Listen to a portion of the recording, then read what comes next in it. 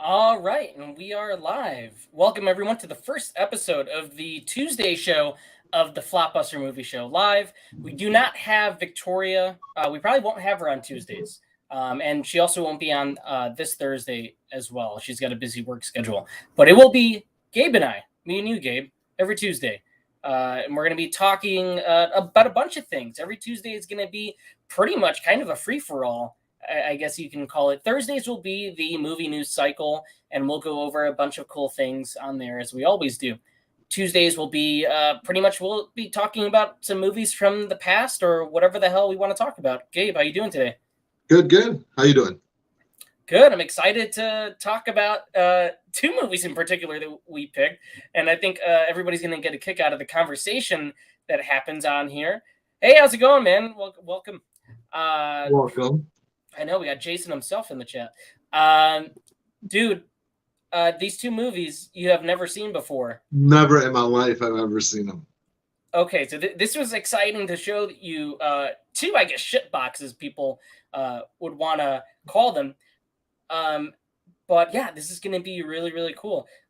Which movie do you think we should start off with first? Because I feel like the one that I know you want to talk about most, we should save that for the second half. Yeah, we should definitely save that one for the second half. So I think we should start off with the 1994 Fantastic Four. Okay, guys, the 1994 Fantastic Four, if you haven't seen it before, this is an unreleased film for years in the mid-90s up until the early 2000s, between, the internet becoming big and YouTube. You can only find this at conventions. You would have to pay for a shitty VHS DVD copy. It would probably be $40, and that would be the only way you can see this movie. So without further ado, I got a little clip, and we'll this is what we're dealing with. This is from the 90s, and we'll give you our thoughts right after.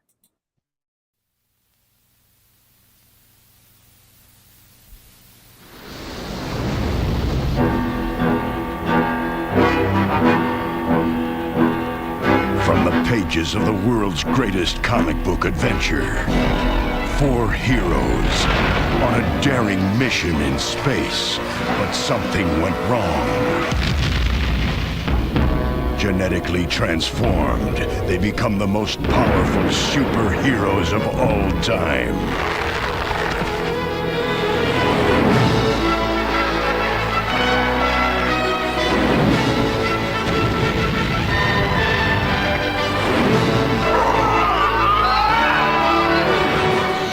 Forces of evil are out to destroy their cosmic power.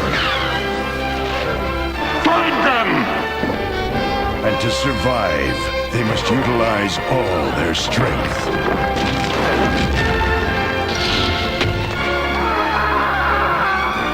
To put an end to their arch nemesis. Doom, it's clobbering time.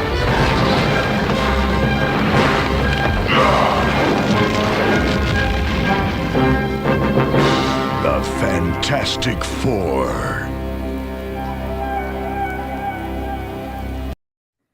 You guys don't remember the classic Fantastic Four? Nobody remembers this?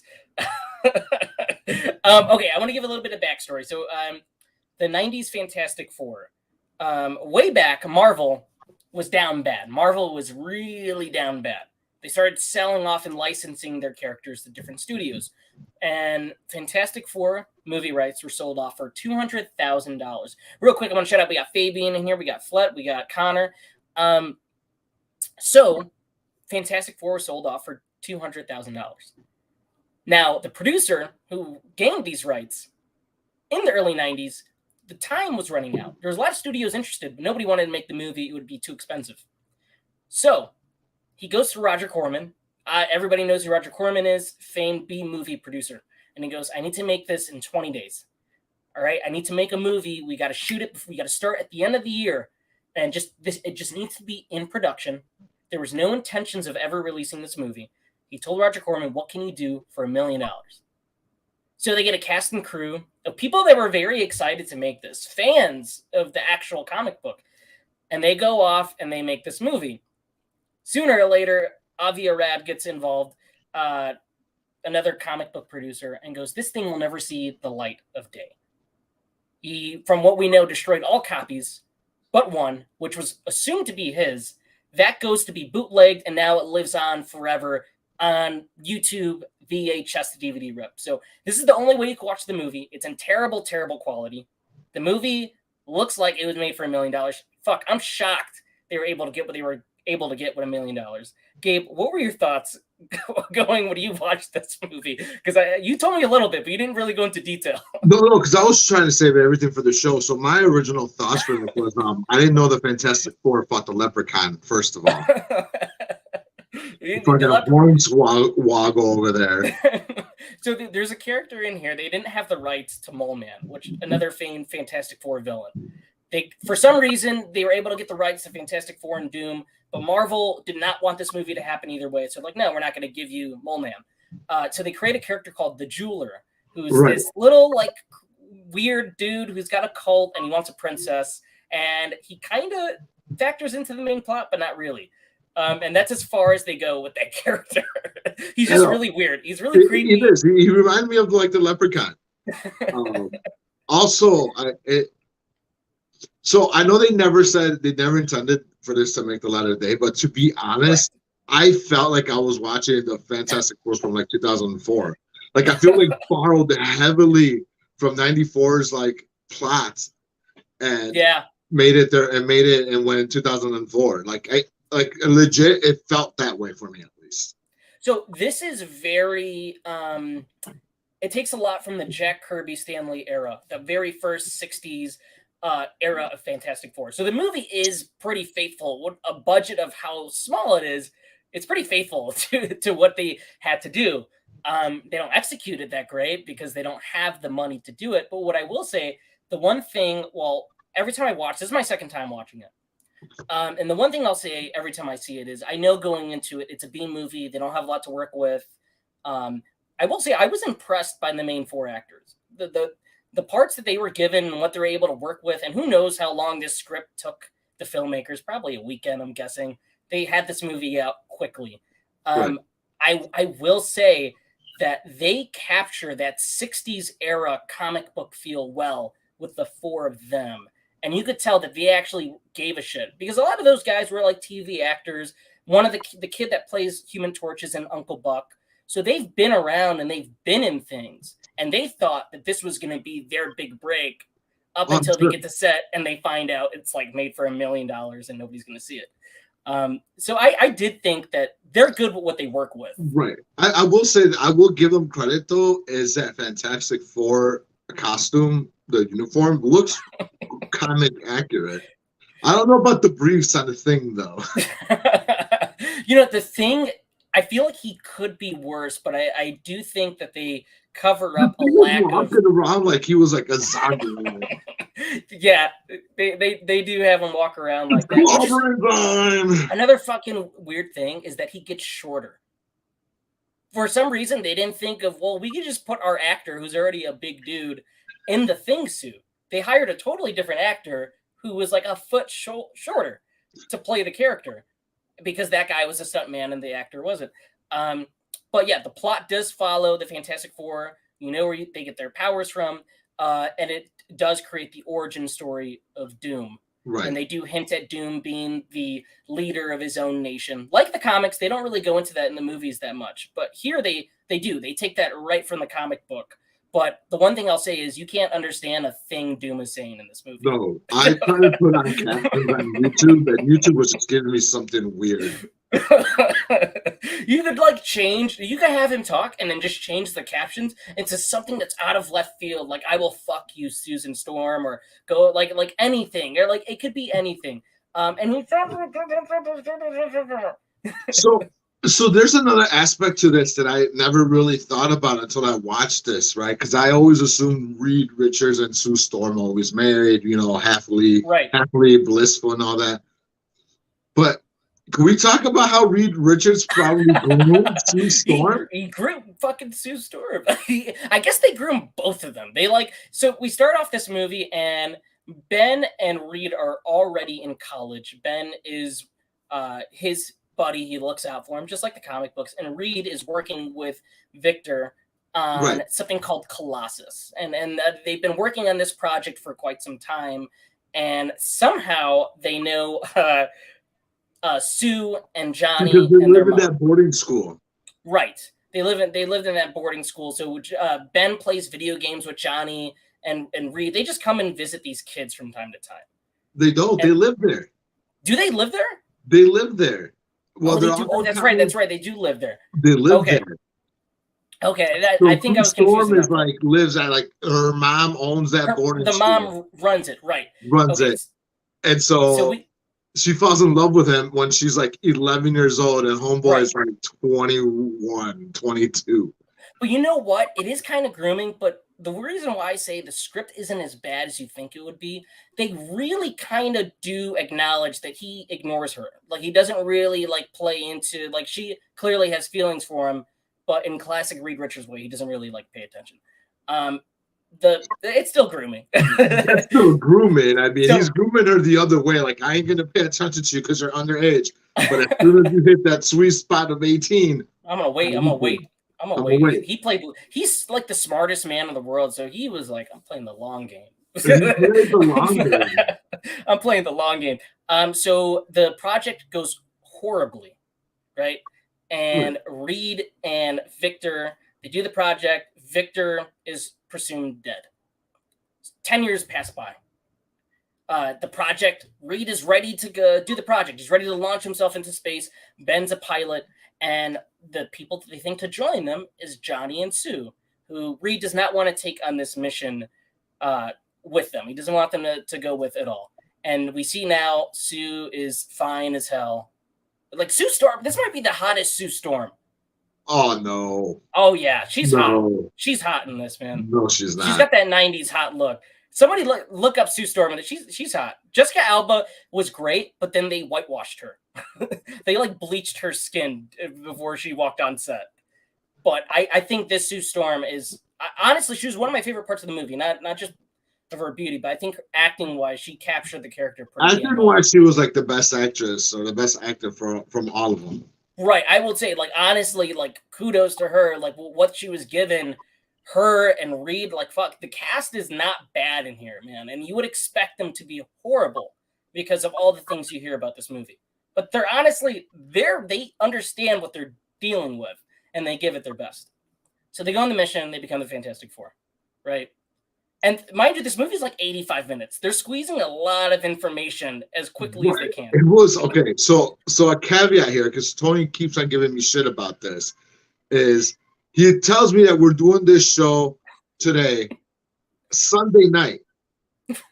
So, like, I don't have time to, like, sit there and try to watch 2 movies with my work schedule, right? So I get the bright idea, and I advise this: do not do this while you're at home or driving. So I decide, you know what? I'm gonna pop this on my way to work, right? So it's about a 45-minute drive to work. It's an hour and 45-minute movie. So I'm like, all right.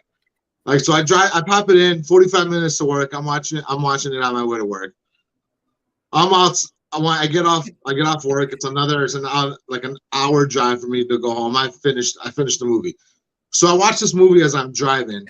So Tony says I technically didn't watch it, but it is a complete watch for me. I will take it as a watch. I put on the captions. I'm watching intently, looking at Hornswoggle over there, freaking Leprechaun over there. Oh, we haven't even gotten to him yet. We forgot to mention the crystal thing. Like this, I'm sorry, this is a big factor into the plot. This crystal that Reed needs for the project, for them to be launched into space, right? It looks like something that you'd buy at like Toys R Us. It looks really bad. the production value in this, they're stretching it. It looks like something that you would buy at one of those one of those shops guys selenite probably. Yeah, it looks like one of those crystal shops in the mall. Where that guy's like, my friend, come here. I have the perfect thing for you. And it's like one of these things. So Hornswoggle, the fucking leprechaun, the jeweler, he needs this. I don't know why. He's got this little thing, this little like monocle thing that he attaches to him, and he's got a cult.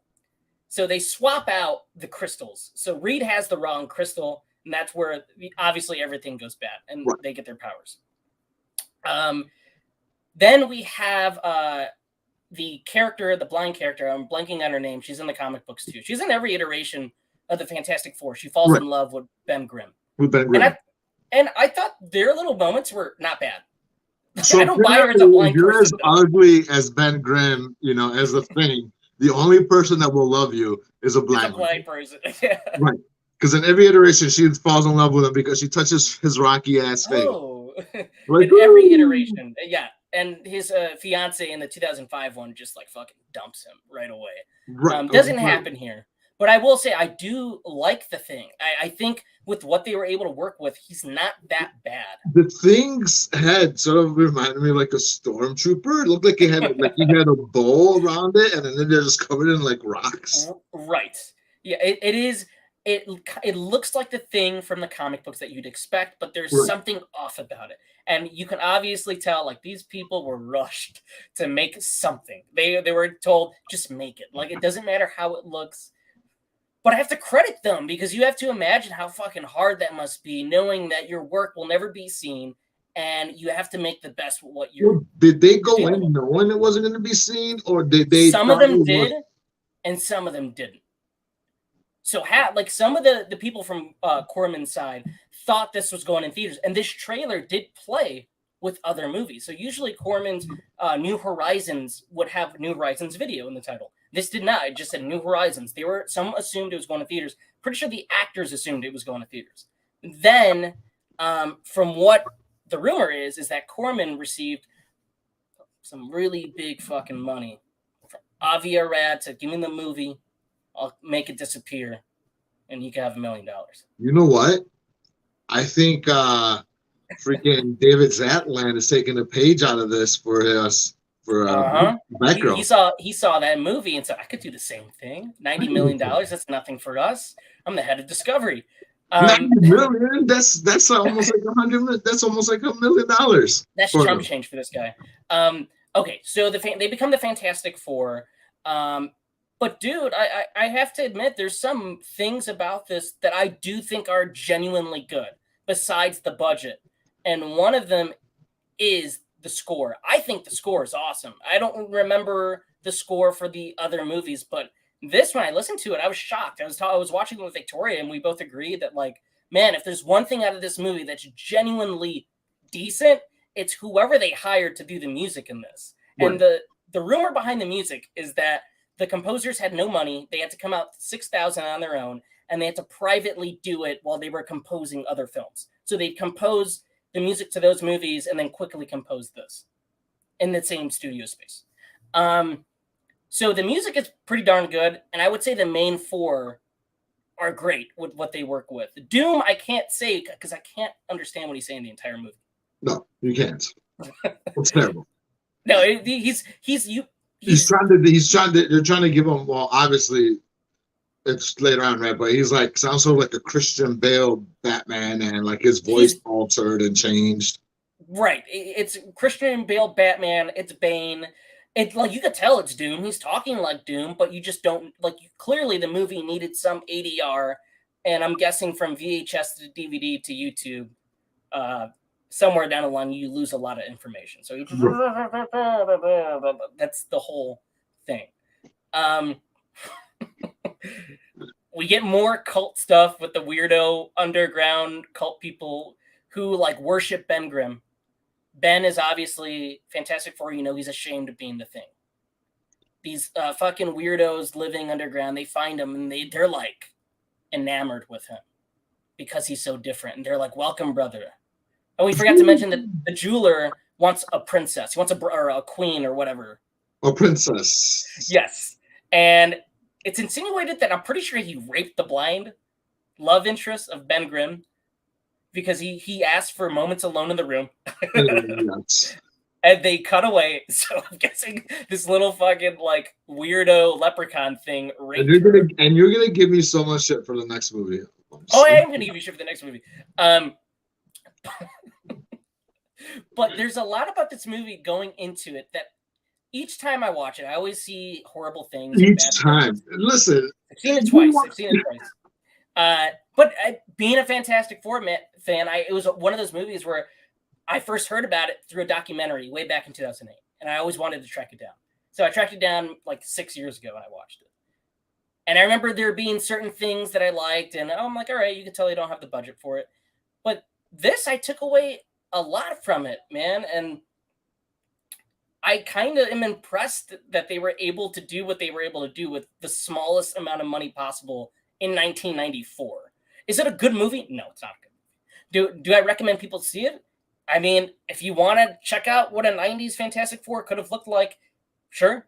It looks like as good as a college film, but there's a little bit of charm to it because it's Roger Corman producing it too. So if it had come out in the 60s, which is crazy to me, it's Roger Corman, because I remember growing up in the 90s, right? When you saw Roger Corman, you know you're going to get a lot of like tits on screen, and this had zero breasts. This has zero. There's a lot of weird sexual things in it. Obviously the raping of a blind woman. Right. And grooming. There's grooming. But no, I did think that there's one thing in this movie that they don't have in the other movies, and that's the heart. There's a couple moments in this that they do have a genuine heart where Reed explains how they get their powers or why their powers are specifically tailored to each person. You get that. What I did like is, like in all the Fantastic Four reboots or whatever rehashes, the Flash and the Thing are always at odds with each other. Over here was more like a bigger brother, little brother. Yeah, right. Johnny and the Thing. It's like, they're like big brother, little brother. There's not so much animosity towards them. Yeah.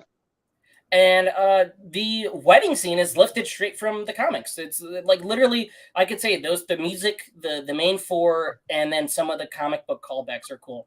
The final battle is terrible. It's bad.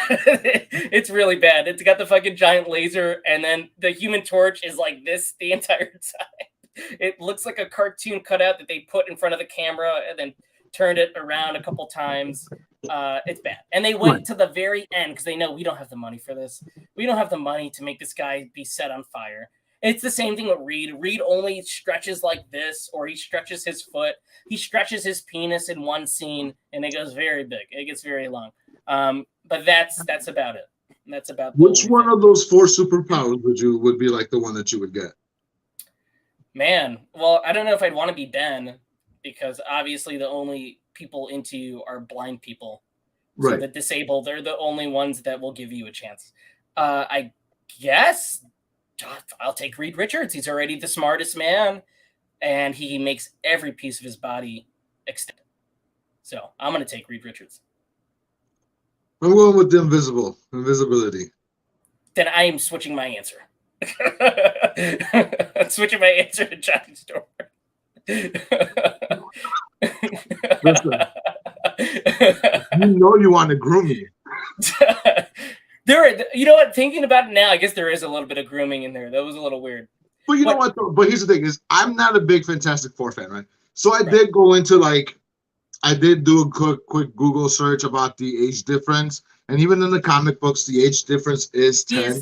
He is a little older. Yeah. Yeah, it's like a 9 to 10, 11-year-old age difference. Depends on what planet Earth they're from, and it's always the same thing. They met when she was like 10 or 11 years old. So I guess he's been grooming her forever. Yeah, he's been grooming her. I will say their chemistry, again, it goes back. Those actors are good, and their chemistry is good. And when you buy into the romance at the midway point, when they start revealing those things, I'm like, man, they only dive into it maybe a couple times, but it's fucking, I buy into them better than I do Miles Teller and Kate Mara or. You leave Miles Teller out of this. Listen, I will watch this movie any day over the 2015 one. You leave Miles Teller out of this. Man, and it's not even his fault. That movie is fucking atrocious. It's not even laughably bad. It is just boring. It is like the Morbius before Morbius, except they didn't make jokes about that movie. That movie came, everybody hated it, and then it left. We all know why people hated it, all right? So we'll just leave it at that. Listen, man, but I came into this when I first saw it, and I thought I'd have some jokes to crack about it. So it was interesting watching it this time. I knew the things that didn't work, so I just wanted to hear your take. Listen, I had my reservations about it, and I gotta be honest. So, and I don't know, maybe people already know. We've been doing this for so long that they know that I really can't bash even terrible movies, right? So I know that you wanted to come on here and do this show for this, our first episode, to bash these two terribly rated movies. Right. But what I take from any movie that I watch, even as bad as it could be, I always try to take some good out of it. And I enjoyed this. As much as, I'm driving, I'm looking at it, I'm hearing it through the freaking truck speakers, whatever. And yeah, it's bad, but it's not really that bad. And you know what I think, man? If this movie had a proper release on Blu-ray by Shot Factory, who does all the Halloween, Friday the 13th stuff, if they gave it a 4K scan, I'm pretty sure I would have enjoyed this movie just a little bit more. Just because I'd be able to understand what's going on. Is it bad? Yes, it's bad. But you have great character work. You have, comic book accurate costumes for the Fantastic Four. Right. So it's not even, I think it's just bad for the time. It's just bad, like you said, it's $1 million budget done in 20 months. If this thing had the proper time to be developed, even 20 days, right, with what Roger Corman does, right, it could have been a lot better than what it is. It is quite enjoyable. I could, like you said, I could buy it, have it in my physical media. Just for the hell of it. Just for the hell of it. Yeah. Maybe pop it in once in a while and be like, hey, have you ever guys seen 94 Fantastic Four? Well, that was the Fantastic Four. And if you guys want to check it out, you can find many versions on YouTube. The version we watched, the YouTuber attempted to upgrade it, and it does look better than what I've seen before. So he really did put in some work. There's only so much you can do with VHS. It's not true camera negatives, so they don't have access to that.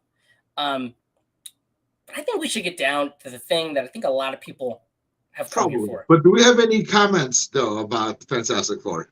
Yo, who's seen this? Has anybody seen this? Connor has not seen this. Bloodbath has not seen this, but he does agree. Sue Storm is a babe. Told you. We're not talking about Pulp Fiction on here. Get out of here. It looks like a film from the mid-'80s. It does look like a film from the mid-'80s, and I think that adds to its charm a little bit. I don't think anybody's seen this movie. I think we dove into it, and we were brave enough to conquer it. But I think most comic book fans have at least attempted to watch it. Listen, this is a movie I wanted to talk about. I've seen it before. I know it's bad.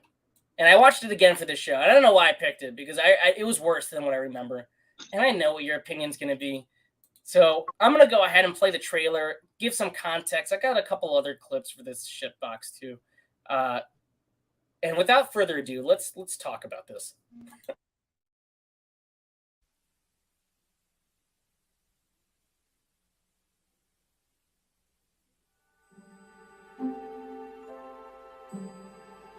Their values are from the 50s. Their homes are from the 60s. And their music is from the 70s. Well, let's start chasing. So are we having fun yet or what? But now, this sleepy little town is about to become cool as ice. Drop it.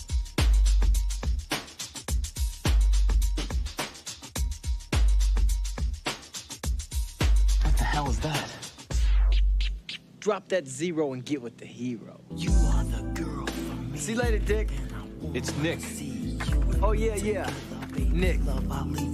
Sometimes I'd like to do something really wild just because I never have. If you ain't true to yourself, then you ain't true to nobody. Your love can take me higher. I want you to stay away from him. He's not what you think he is. My brother's been kidnapped. What we want, Jim, is a little collection on an old IOU. You're the I, and we're the you. You're all wrong. He didn't do anything. Come on, get on. How can you know that, Catherine? I trust him, Dad. Vanilla Ice is going to take an uncool world and chill it to the bone. Well, I hope you like being a biker chick, because you're not going to see me or my car again. Imagine that. From Universal Pictures, Cool as Ice. All right, if you ain't true to yourself, you ain't true to nobody. He says this so out of left field in that moment. It's not. He doesn't even answer the question right. But Stop. Stop. Collaborate and listen. Ice is back with a brand new edition. Something to say, hold me tightly. All right, Gabe, you've never seen this movie. This is a movie. No. Okay, so the internet started making fun of this movie way back in like maybe 2013, and I would see it was one of those things where I'm like, okay, The Room, Cool as Ice, what's the Tom Green one? Freddy Got Fingered. We would talk about these movies and be like, you have to watch it. It's so fucking bizarre. And I saw it, and I remember it being bizarre, but I don't remember too much about it. It's not that bizarre. Oh, it's bizarre. This movie is terrible. It's terrible. Let me set the stage for it. All right, so I put it on, I think yesterday morning, and I haven't seen it in a few years. And it starts off, and it's not that bad. It's got the 90s music video thing. He's performing in a sequence that feels like it goes on for like 25 minutes. Goes on for a very long time.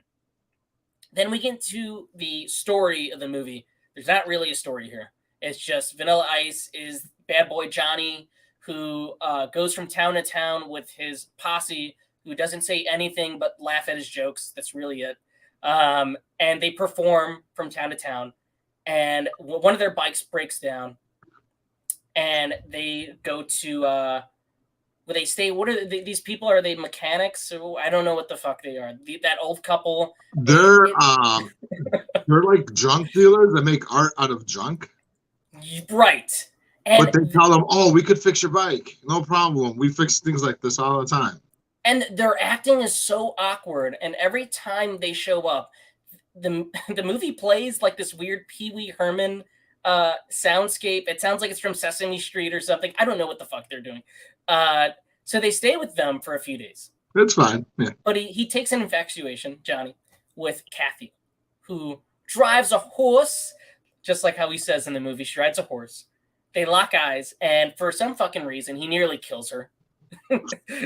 He does this weird trick where he rides off on his motorcycle, jumps up in the air. It's clearly not Vanilla Ice doing the stunt work. She falls off her horse, and she hates him at first sight. Of course. She doesn't like him. She's not bad in this movie. She's a genuine actor, and I'm pretty sure she's done other things. And there's another genuine actor in here who I didn't even notice was him until I looked it up, because he looks completely different than what he normally looks like. So anyway, they stay in this town, and he falls in love with her and begins to stalk her. And he stalks her, and you could change the plot. Listen, if I describe this plot to you, it can be a horror movie. We get this great scene, and I'm just going to play it because it's fucking bizarre. His acting is terrible, dude. He's bizarre. Dude, I'm going to play the scene because before Gabe starts defending this movie, I need to set the stage.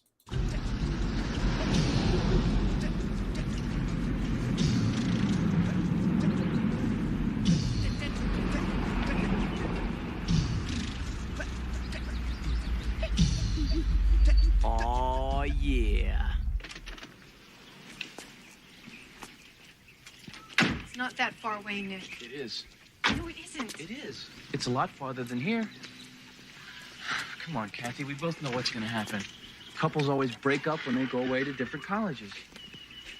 If that's what you want. I didn't say that. I'm sure there's a couple girls that'll be glad to hear it. Oh, I'm sure there are. All right, I'll think about it. Hey, I love you. Yeah. What the hell is that? Don't ask me. So what's up? How you doing? Fine. And the horse? Since when do you care? Wait a minute. You two know each other. No. Oh, yeah. Well, which is it, Kathy? Kathy. Mm-hmm. Cat. Come on, we're wasting his time. Oh, no, you're not wasting my time. I'm just cooling. Then you're wasting our time. All right, I get it. Check this, though. If you need me, I'll be right over there. She won't. Yeah, we'll see about that. Oh, yeah, Cat. Words of wisdom. Drop that zero and get with the hero. Excuse me? See you later, Dick. It's Nick. Oh, yeah. Nick. What was that all about? I'm just coolin' is probably the greatest line of all time. Okay, so that's where that line originated, right? So we gotta give this movie credit for that line. Drop that zero and get with the hero. I'm guessing they put it in the trailer. This is where that originated from. I guess we gotta credit him for that. This movie credit for that. Dude, his acting in this is fucking. Listen, all I gotta tell you is next time you see me is I'm gonna have some bricks shaved into the side of my head. His fucking the outfits he wears are just like graffiti throw up all over everything he wears. This. But see, okay, you weren't around at that time frame. No, here's the thing. Here's what Gabe's gonna do. Gabe's gonna use every excuse for why this movie's bad and say it came out in the 90s. This movie's bad. It's fucking bad. Okay, I am gonna tell you that. Yes. Okay. Yes. It's bad. Yes. It's okay. But the things that you're trying to make fun of is some things that you don't understand. I completely understand it. But it Vanilla Ice is a terrible what Vanilla actor. Ice is wearing is actually clothes that was out in 1990. That's like the Let me ask you this then, because Fresh Prince obviously wore these, and it's fine. The Fresh Prince wore them. It's a look that he would probably be able to pull off, Will Smith. Did you honestly think Vanilla Ice was a cool guy growing up? I did. Like he was a guy that you wanted to be? Because I feel like most people did. My dad says a lot of guys his age thought he was cool. Yeah, a lot of people thought Vanilla Ice was cool. I mean, he had, that Ice Ice Baby song. He had, I forgot about this movie. I mean, he's got that song in the trailer, his love song. He had especially somebody my age that was very young when I watched Teenage Mutant Ninja Turtles, and he had that video. Go Ninja, go! Oh man, when Go Ninja goes and he's dancing and he has like that zoot suit on, like he was like in the late 80s, early 90s. Vanilla Ice was one of the coolest people out there. So what happens after this scene? What happens next after he lose the zero, go with the hero? They fall in love, baby. They fall in love. They do not fall in love. They go to this dance. What is it? The Sugar Shack. The Sugar Shack. And which is a strip club here in Illinois that like the bottom half is like male strippers and the top half is female strippers.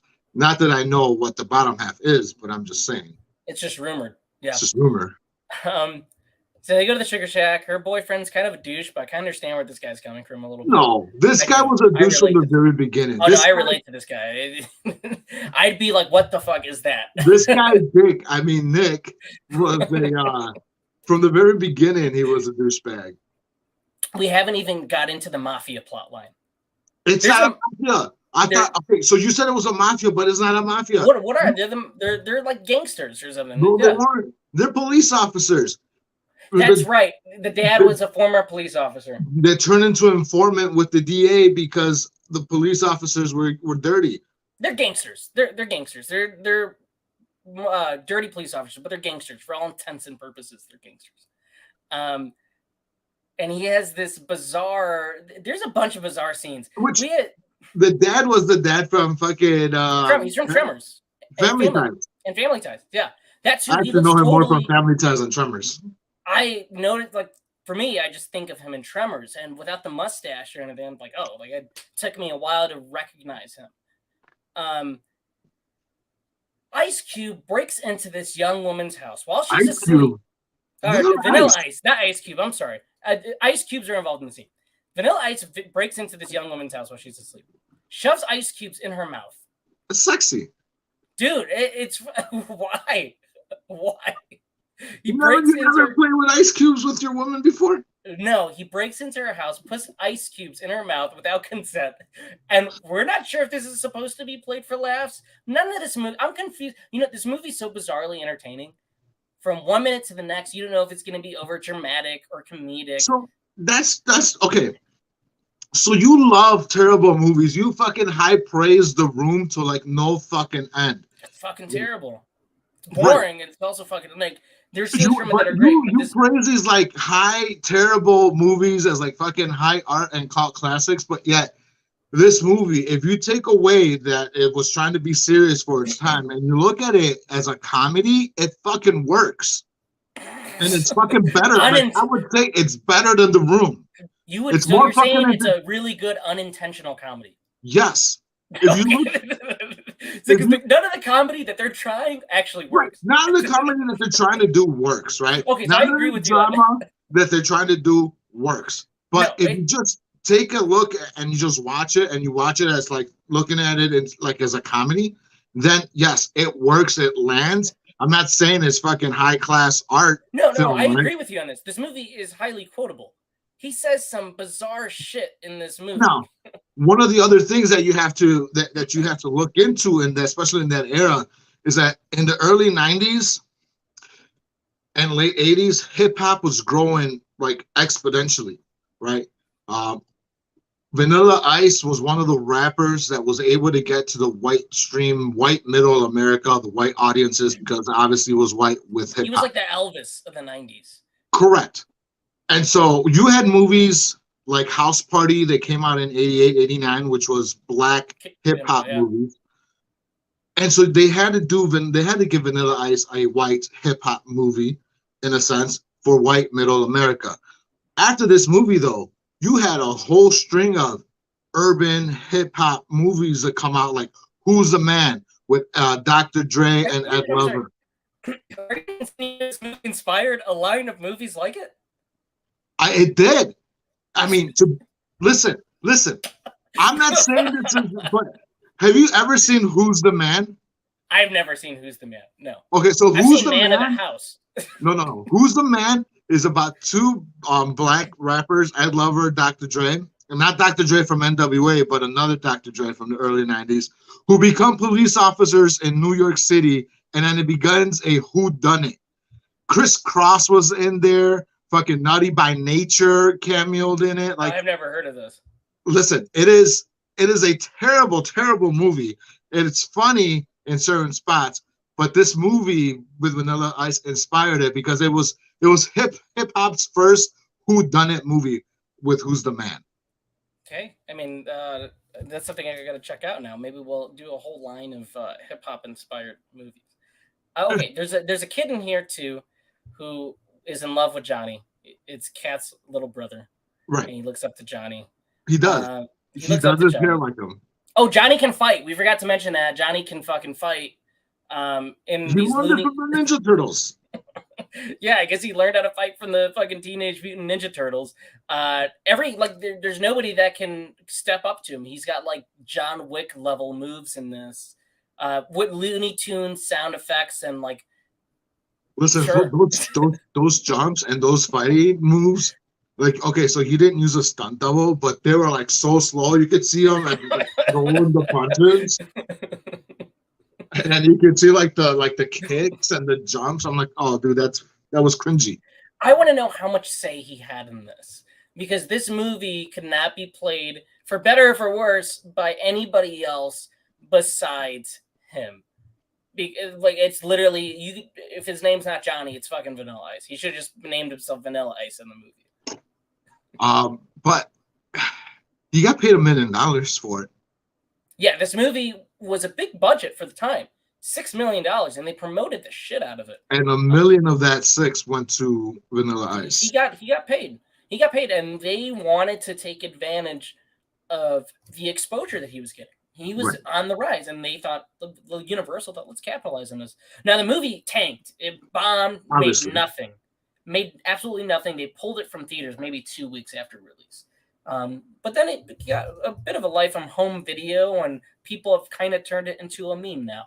Is it on 4K yet? Can I add this to my 4K collection? Dude, This when I streamed it, it looked like 4K. I told Victoria this movie has zero right to look this good on Amazon Prime right now. There's better movies that look worse. Did Victoria watch it with you? She watched a couple of moments, I think, up until the drop the zero, give it the hero, and then she went off and took a shower or something. Man, this movie, you guys have to see it because it is just. Listen, it is bad. Okay, though, like it is entertaining. You're not bored. You won't be bored watching it. You won't be bored. And like I said, watch it as an unintentional comedy. Like, don't take it seriously. Don't think you're gonna watch some like drama or whatever. It's just look at it as an unintentional comedy, and you're gonna have lots of fun with this. It is weird. It is weird. Obviously, he saves the day. He gets the girl, earns the respect of the dad. Right. Gets the girl. Gets the girl. Which we had a discussion earlier in the chat because you said he was also grooming her. Dude, they don't say her age, but I know she was just done with high school. She was just I'm gonna say 17. That's 17. 18. That's 18. You're done with high school on at top 18. of that, he nearly kills her. He stalks her, gives her poor life advice. All right, this dude is a fucking loser. Johnny's a loser. We have to say he's a loser. He's a loser drifter going from town to town. I don't know how much of a loser you could be. I mean, he has money. He has his rap career going on because he's having a career. He's rapping. He's staying at like random old people's houses, and he can't even afford a real mechanic. They thought so he thought they were real mechanics, and they told him, "Oh, you guys can stay with us. We have a room." They got stranded in that small town. That old couple is so strange in the movie. Like I was so weirded out by like their line delivery and stuff, but I couldn't take my eyes off those scenes. So here's the thing that I have a little question, and maybe you picked up on it, maybe you didn't. I don't know. When Nick, goes to beat him up, and then he's just beating on the motorcycles. Is there somebody standing on the porch just watching this all happen? Yes. And like doesn't do anything about this? I'm pretty sure. This movie is a cartoon. Things just happen in this movie. The gangsters, they break into the house in one scene to kidnap the little brother. They show that in the trailer. Again, they don't show up till later in the movie. They disappear, then they come back. The plot line just like it comes and goes as it pleases. It's to service Johnny's heroic moment. Right. But man, I got to tell you, the part that really I couldn't stop laughing, and I should have pulled it up, and you hear it in the trailer. The one part that's just bad, where I'm just like, man, I hope he didn't release this, is that love song. That love song is something that you would see off SNL. It's fucking terrible. I think he did. And you know what? I'm probably going to like go on my YouTube music tomorrow when I'm at work and just listen to Vanilla Ice tomorrow. I do want to take a deep dive. It's like, I know he's got Ice Ice Baby, but like, is any of his other stuff like genuinely decent? I don't know. I don't know how to answer that, to be honest. Because so he, not that I'm everything all said like a historian on Vanilla Ice, but from what my understanding of hip hop history is that when he came out with Ice Ice Baby, he came out with a lot of those party songs that were like in vogue at the time, like MC Hammer's Can't Touch This, Biz Marquis, all this other stuff, right? But at the same time, gangster rap had really come up to the forefront with NWA, Eazy-E, Dr. Dre, all this other stuff. Tupac was just going off. So Suge held. This is part of the story. Okay. So he wanted to change his image from a party hip hop guy, and he wanted to change his image to gangster rap. So he had a meeting with Suge Knight in LA for Death Row Records. So as far as what they say, and they don't really say much because it's Suge Knight, maybe even I could be like, maybe Suge Knight could put on a hit on me for saying this, but he had a meeting. Suge Knight basically and his goons flipped him over the balcony, like head first, held onto his legs, and Suge Knight told him, "You're out. You're done from rapping. You're white. You're no longer rapping. You're not doing this anymore. Like, you're done. Your career's done. You're not rapping anymore." Yeah, that's the story that everybody. It's the famous story. And basically, after that, you don't really hear much of Vanilla Ice after that. Yeah, he has like the reality TV show where he fixes homes. That's the last thing I heard that he did. Besides doing the Ninja Turtle stuff, he does like a lot of press for the movies and does the song at like events. That's really Right. He did he did one of those VH1 rehab shows where he had to go back for rehab because he was on drugs or whatever. Dude, wasn't he in some Adam Sandler movie? Was he in That's My Boy? I swear to God, he was in That's My Boy. Somebody look that up. I think so, and I think he was also the mad music clerk in one of those Teen Inks movies. Maybe. He was like working at Tower Records or something. Let's see. Somebody look up. Was he in That's My Boy? That's I'm pretty sure he was. Not a great movie. But... No, like I said, he was an employee. I forget for like Tower Records. I forget the movie, but he did like a small part in that. But yeah. He did go metal. I heard about that. Yeah, did he went metal for a little bit too, right? Yes, he did go metal for a little bit. Yeah, that's what Bloodbath's saying.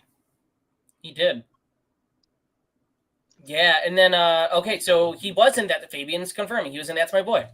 Now I remember. So they're making a biopic about his life with Dave Franco. Dave Franco's directing and starring. There's an era but the most hip hop people don't want to like claim, but that was like the fun hip hop. That was the fun rap era. That's the era that my dad associated. Like he remembers being a teenager, and that was the fun era. The breakdancing, house parties. Will Smith, Parents Don't Right. Understand.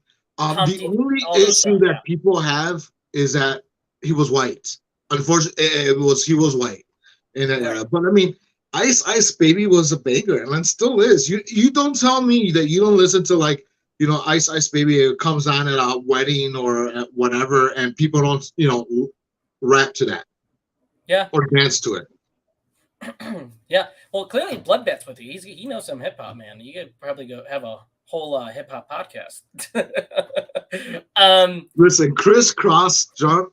Oh my God, that was my jam. I wore my clothes backwards. I wore my jeans backwards, which is not a good thing when you need to pee and your zipper is in the back. But I thought it was cool. It's one of those things where it's like you said, you had to be there. There was a certain moment in the 90s where these were big musicians. Right. And the ones that carry over are the Tupac, Dr. Dre, Biggie, from that West Coast, East Coast era that happened from the mid 90s onto the early 2000s. So this is like what, 90 to 93, around 89 to 93, that little pocket of time where the house music was like super, super popular. And it was all about having a fun time. It was like I go back to like those Kid and Play, house party, movies. It was movie, pretty great. Right, the House first Party's a great movie. But it was a fun era in hip hop in the late 80s, early 90s, and people they were trying to get rappers to be actors. I mean, obviously you had Will Smith, you had Kid and Play, who were also rappers. Ice Cube, right, does freaking Boys in the Hood. It's unfortunately for Vanilla Ice, this is the movie that was his first acting gig, and then obviously didn't go well for him for that. But for the most part, there was a lot of movies that Hollywood was trying to tap into hip hop, was to get the young people to go to movies. This would make for I think a really good biopic, because he doesn't have a storied career.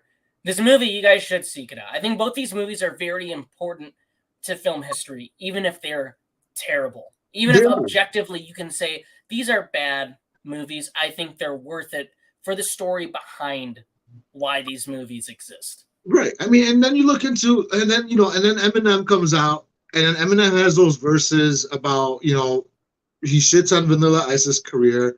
I forget the name of the song. He's like, I'll come back as Vanilla Ice's son and like kill myself and shit. It's sort of like, okay, fine, I get it. You're mad because supposedly he sent white rappers back.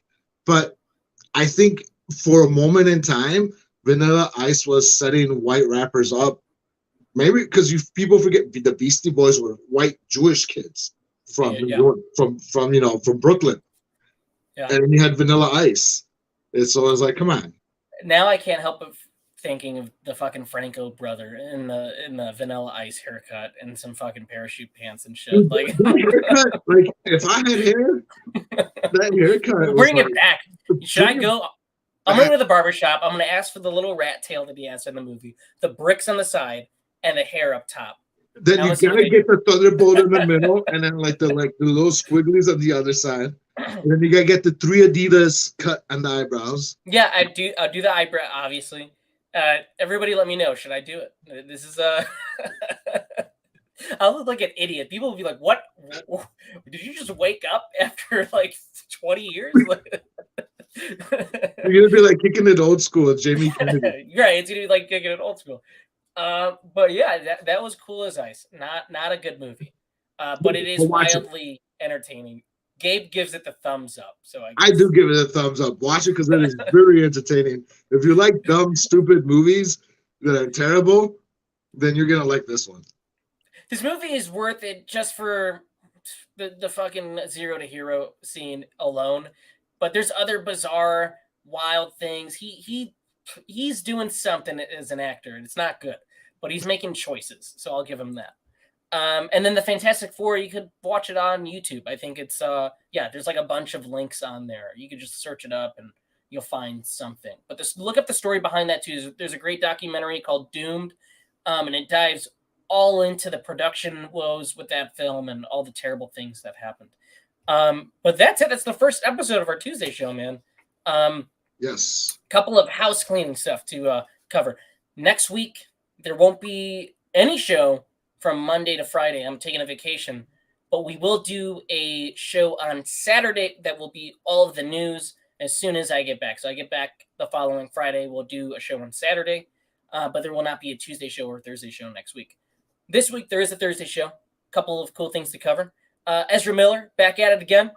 Dude's going crazy in the news. Tom Hanks doing a musical. We got a bunch of things going down. So there's lots to talk about. And then the first Tuesday, we come back. And thank you, man. I'm excited for the trip. I can't forget this right here. Not That Bad Thursday. I'm on Not That Bad to talk about Dead Silence, James Wan movie from 2007. So nice. I can't wait to see that episode. I can't wait to record my episode with and Gabe's recording an episode as well. So guys, check out Not That Bad. It was really fun being on there, and there's a bunch of cool stuff on their Spotify. I know they have YouTube as well. And then we have an episode called Turtle Power. We're bringing on Leo, who's a huge Turtles fan from Broken Reality. And we are going to talk about all things 90s Ninja Turtles mania, from the shitty Christmas video that they did to the rock concert, the first 3 movies and a couple episodes of the show. So there's some really animated show. I can't wait. Animated show. There's some really cool stuff we're going to talk about. And I have seen the Christmas album. I don't think Gabe has. Have you seen this? No, I tried looking it up. The Christmas, and I think they have it up in like 3 parts on YouTube, so I'll probably check those out. Well, yeah, I think that's the only way to watch it, unless you have a VHS copy. So we'll talk about that. It's not good, but it's going to be a lot of fun to talk about. I'm pretty sure Leo will have some things to say. Anyway, guys, for I can't everybody, wait for Turtles Back in Time. What was that? Turtles Back in Time. Sure. Well, there's a lot of things that we could talk about. We were probably gonna bring Vanilla Ice on, saying Go Ninja Go. Listen, Ninja, Go. I reached out to him on Twitter, and so you guys could reach out to him as well. Reach out to him and be like, yo, you gotta go on FLOPBUSTER. These guys really love them some Vanilla Ice. I think he would do it. I think his show on TLC got canceled, so I think he would do it. Gabe, anything else you want to add before we start wrapping up here? Yeah. So more along to piggyback off what you said. I wanted to start a Discord, and so that way we could have small community. We could all just shoot the shit, talk every day about different movies, what have you.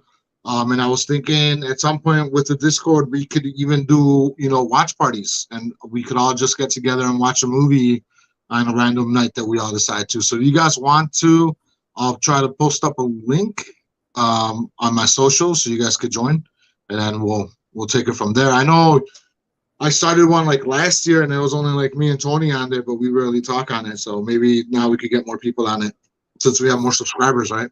There we go. We started Discord. No dick pics in there, but the Discord idea I think is a great idea, and I think we'll have a lot of fun in there. Man, this is a great stream. Everybody, make sure to like, comment, please like. Everybody, hit that like button. Subscribe if you haven't already, and share this. I want to get to 500 soon. We unlocked some really cool things with the community post stuff at 500.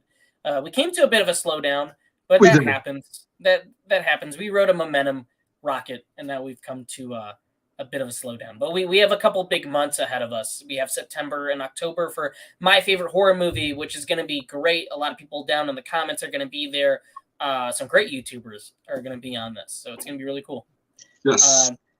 For Gabe and I, this is Flopbuster. We'll see you guys next time. Oh man, I hit the wrong thing. I have this thing now. I have that.